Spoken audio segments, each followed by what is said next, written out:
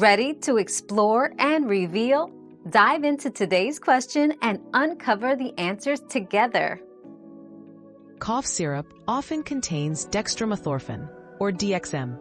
In small doses, it stops coughing, but in larger amounts, it affects brain receptors, causing stimulating and even hallucinogenic effects.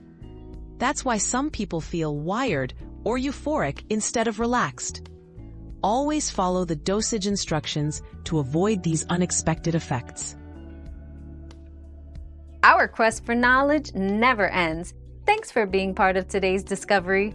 Subscribe, like, and share to join us on the next one.